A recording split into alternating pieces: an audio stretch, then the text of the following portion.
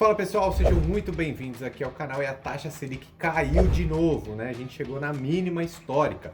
E quando a taxa Selic cai muito, todos os investidores começam a olhar mais para onde? Para os fundos imobiliários e para a renda variável, né? E isso faz muito sentido.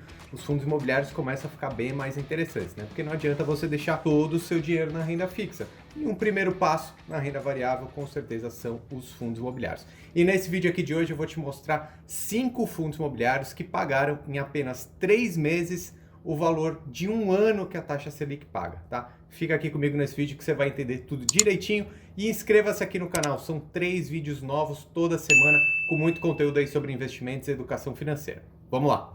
Bom, hoje teve mais uma reunião do Copom, né, o Comitê do Banco Central do Brasil, que colocou a taxa Selic num novo patamar. Agora ela está em 2,25% ao ano. E por que os fundos imobiliários ficam tão mais interessantes nesse momento, né? Na verdade, eles sempre são interessantes, né? Mas nesse momento a gente começa a pensar naquele custo de oportunidade, que é o quê? Qual que é a grande régua do mercado? É o valor da taxa Selic, né? Então, se a gente olhar, por exemplo, para os fundos imobiliários, eles dão uma rentabilidade ali que são os dividendos mensais, mais a variação da cota na Bolsa de Valores, né? Então, essa parte do dividendo mensal, né, desse rendimento, a gente até costuma olhar ele como se fosse meio que uma renda fixa, porque é um valor previsível, mas é óbvio que fundos imobiliários são sempre renda variável e eu vou mostrar aqui na tela do meu computador para vocês. Só que, como tem essa característica previsível de pagamento ali, ou mensalmente, ou no máximo semestralmente, isso tudo dentro das regras, a gente até começa a entender que, poxa, é um ativo de renda variável, mas não tão arriscado assim. Então, por isso que todo mundo começa a olhar um pouco mais para os fundos imobiliários, porque ficar com todo o dinheiro ali parado na renda fixa não faz muito sentido. Quer dizer que você tem que tirar todo o seu dinheiro da renda fixa e colocar nos fundos imobiliários? Também não, né? A renda fixa é previsível, é muito segura, é preservação de patrimônio. Nos fundos imobiliários também tem uma parte ali meio previsível, mas é renda variável, tem um potencial de valorização alto, mas também pode cair. Mas agora eu vou te mostrar então aqui quais foram os principais fundos imobiliários desses últimos 3 meses. Olha só, eu fiz essa planilha aqui, ela tem exatamente 100 fundos imobiliários, tá bom? Eu peguei essas informações aqui no site da XP Investimentos, depois eu vou até deixar esse link aqui, essa planilha disponível para você fazer o download se você quiser, porque eu selecionei aqui, eu fiz uma limpeza nesses dados só para mostrar essa parte aí, tanto do dividendo quanto da performance do fundo nesses últimos meses, tá? Então aqui a gente pode, por exemplo, ó, na parte da performance, a gente pode clicar aqui, colocar de Z até A e ver qual que foi o fundo que mais teve valorização da cota nesses últimos 3 meses. Nesse caso foi esse daqui, né? O XPCM, o XP Corporate Macaé, que teve uma rentabilidade aí, a valorização da cota dela em 3 meses foi de 10,58. Mas olha como a gente tem que tomar cuidado com a renda variável, porque nos últimos 12 meses, esse fundo aqui caiu menos 23,4%, tá? Então, assim, nos últimos 3 meses foi bem, mas se você pegar um período de 12 meses, não foi tão bem assim. E pagou bastante dividendo, né? Nos últimos 3 meses, 4,31 e nos últimos 12 meses, 10,42. Agora deixa eu ordenar aqui pelos dividendos para mostrar quais são esses 5 principais fundos aí que pagam mais do que um ano de taxa Selic. Olha só, então se a gente pegar esse top 5 aqui, todos estão pagando mais do que 2% de dividendos só em 3 meses. Então, se a gente olhar esse top 5 aqui, todos esses fundos, eles pagaram em apenas 3 meses mais do que o valor da taxa Selic em um ano. O relatório Focus, que o Banco Central emite toda segunda-feira, ele está mostrando que um consenso do mercado é que a taxa Selic no final de 2020 esteja em 2,25% ao ano, tá? Então esse top 5 aqui, todos eles estão pagando mais do que esses 2,25%, isso apenas nos 3 meses que passaram. Então é bem interessante ficar de olho. O que a gente precisa ver aqui é quais são as características desses fundos e saber se aconteceu por acaso ou se volta a acontecer outros momentos, tá? Então no top 5 aqui a gente vê que tem 2 fundos de lajes corporativas, o SPTW, né, o SP Downtown, e o XPCM, que é o XP Corporate Macaé.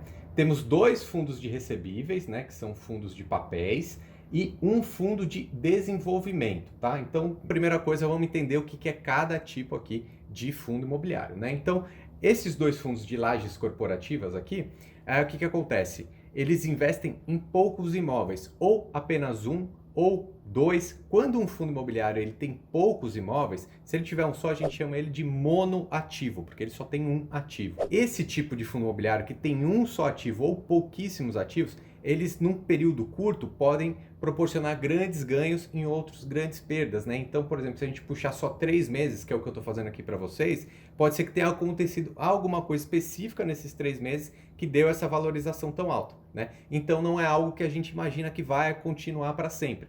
Tanto que se a gente for olhar aqui, como eu disse, o XPCM deu uma rentabilidade negativa aí de 23% no longo dos últimos 12 meses, né? Então o que adianta ele estar pagando um dividendo alto hoje se ele está perdendo valor de mercado, né? E o seu dinheiro está diminuindo também.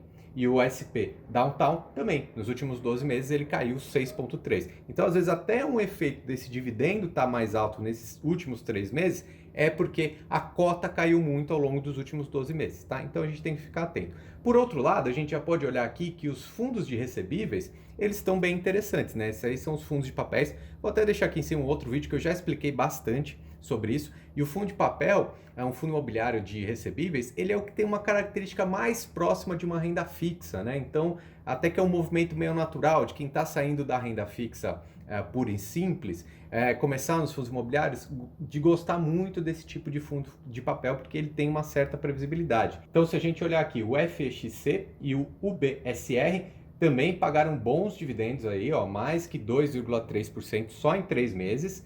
E aqui você pode ver que tanto na performance da valorização da cota também esteve alta nos últimos 12 meses, assim como, olha só, um dividendo anual aqui na casa de 7 ou 8%. Olha só, se a gente pensar que a Selic está quase 2%, se você consegue 7% ao ano só de dividendo, sem pensar na valorização da cota, é bem interessante. Então, os fundos de papéis são fundos que a gente tem que ficar de olho mesmo, né? Então, se a gente for olhar até aqui, uma sequência aqui num top 10, você vê que tem outros fundos de recebíveis, né? O BCRI, o MXRF11, que vocês gostam bastante também. Ele não é necessariamente um fundo de papel, né? É uma coisa que às vezes as pessoas confundem. O MXRF é um fundo híbrido, né? Que ele investe tanto em papéis quanto em outros fundos imobiliários. Vou deixar até aqui em cima um outro vídeo que eu falei um pouco mais sobre esse fundo, que ele é bem interessante, é um fundo bem grande, né? Da Bolsa Brasileira.